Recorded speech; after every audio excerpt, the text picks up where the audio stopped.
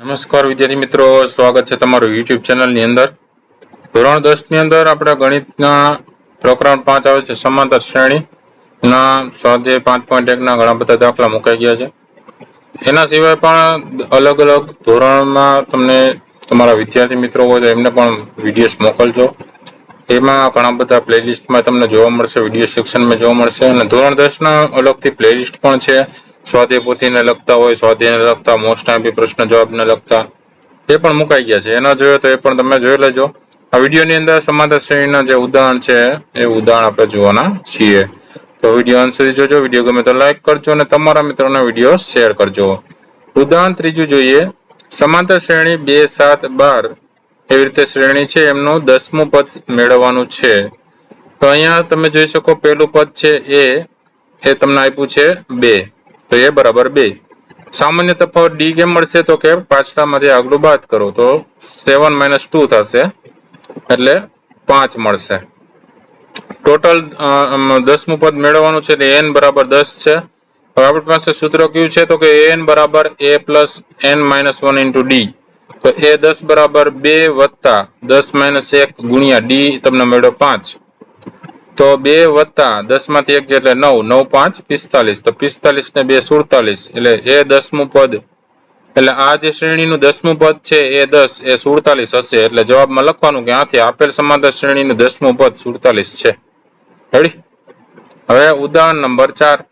સમાંતર શ્રેણી 21, 18, 15 એનું કયું પદ -81 હશે? વળી કોઈ પદ 0 હશે કે કેમ? સકારણ જવાબ આપો. તો અહીંયા આપણે જોઈ શકીએ કે a બરાબર 21 છે, d બરાબર 18 - 21 કરો એટલે -3 આવશે. કારણ કે પાછલું 18 છે, આગલું 21 છે, એટલે 18 - 21 કરો એટલે સામાન્ય તફાવત -3 મળે. અને એમાં તમારે q પદ -81 છે મેળવવું છે, એટલે an તમે 81 મૂકી દો તો તમને n મળી જાય એનો. બરાબર? તો આપણે n નું મૂલ્ય શોધવાનું છે. તો an બરાબર a plus n minus 1 into d, એની અંદર -81 અહીંયા an ની જગ્યા મૂકવાનું. હવે a છે તમારો પેલો પદ છે 21 વત્તા n minus 1 into d તમને મળ્યો -3. બરાબર? n મેળવવાનો છે.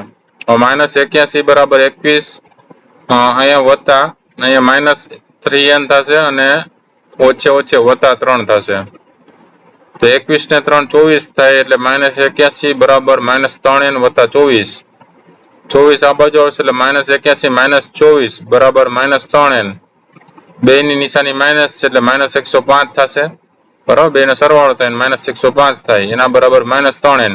બે બાજુ માઇનસ છે, ઓછે ઓછે વત્તા થઈ જશે બે બાજુ. 3n બરાબર 105, તો n શું થશે? 105 ના છેદમાં 3. 3 વડે ભાંગી નાખીએ એટલે n તમને મળશે 35. 35 તરી 105. એટલે -81 વાળું જે પદ છે આ શ્રેણીમાં ક્યારે આવશે? તો કે 35મા પદ ઉપર આવશે.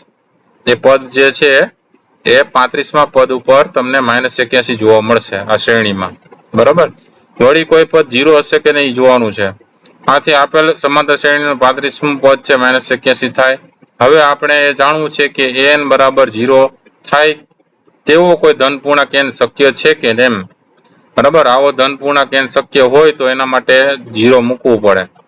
તો એ 21 છે વત્તા n - 1 into d -3 છે, એના બરાબર 0 લેવાનો. બરાબર? 0 છે કે નહીં આપણે જોઈ લઈએ. તો 21 - 3n ઓછે ઓછે વત્તા 3 થઈ જશે. -3n, 21 ને 3 24, તો -3n વત્તા 24, તો 24 બરાબર 3n.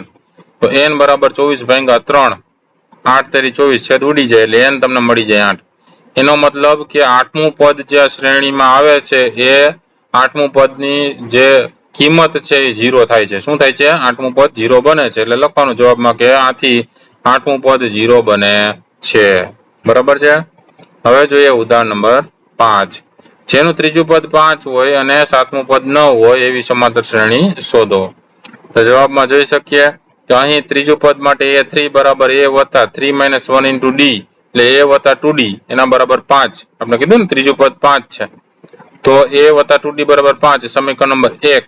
અને a7 બરાબર a વત્તા 7 - 1 into d, એટલે a વત્તા 6d બરાબર 9.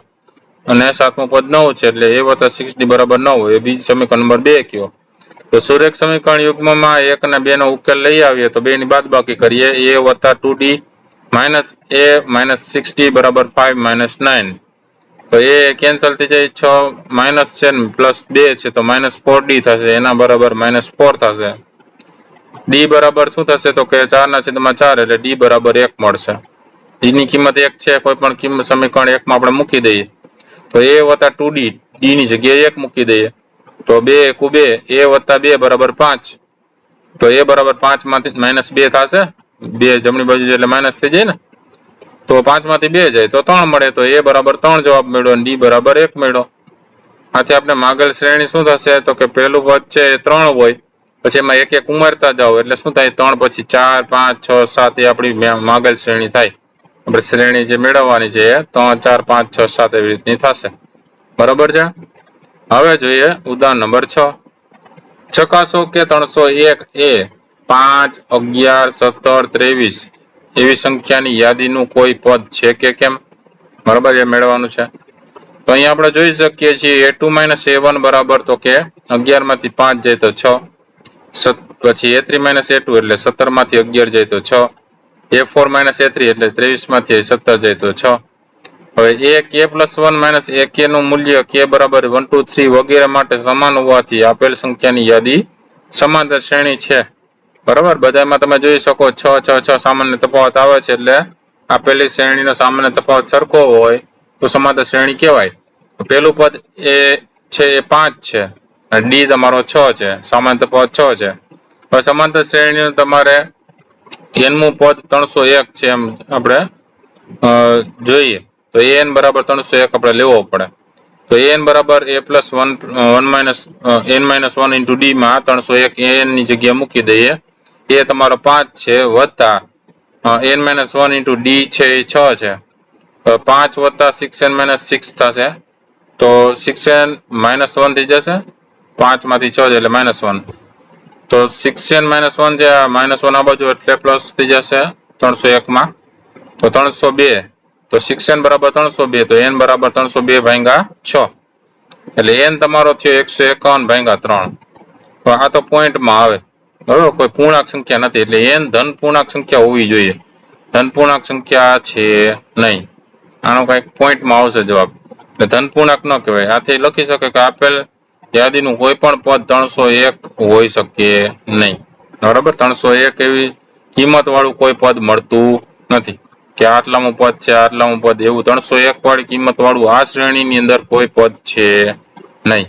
બરાબર, કારણ કે અહીંયા n ની સંખ્યા પૂર્ણાંક ન આવી એટલે પૂર્ણાંક ન હોય, અપૂર્ણાંકમાં આવે છે એટલે પોઈન્ટ વાળી સંખ્યા કોઈ પદ ન હોય. બરાબર, આ પેલું પદ, બીજું પદ, ત્રીજું પદ, ચોથું પદ એમ કહીએ ને, આ પદ વાળું જે સંખ્યા છે કોઈ પણ પૂર્ણાંક સંખ્યા આવી જોઈએ, પદ મળતું નથી એટલે કોઈ પણ પદમાં 301 વાળી સંખ્યા હશે નહીં. રેડી? તો આ અલગ દાખલાઓ વિડીયો ગમે તો લાઈક કરજો અને તમારા મિત્રો પણ વિડીયો શેર કરજો, સાથે ચેનલને સબસ્ક્રાઇબ ન કરી તો ચેનલને સબસ્ક્રાઇબ કરી લેજો. ફરી પાછા નવા વિડીયો સાથે મળીએ, ત્યાં સુધી ન જોયેલા વિડીયો જોઈ લેજો અને પરીક્ષાની તૈયારી કરતા રહેજો. Thank you very much and take care.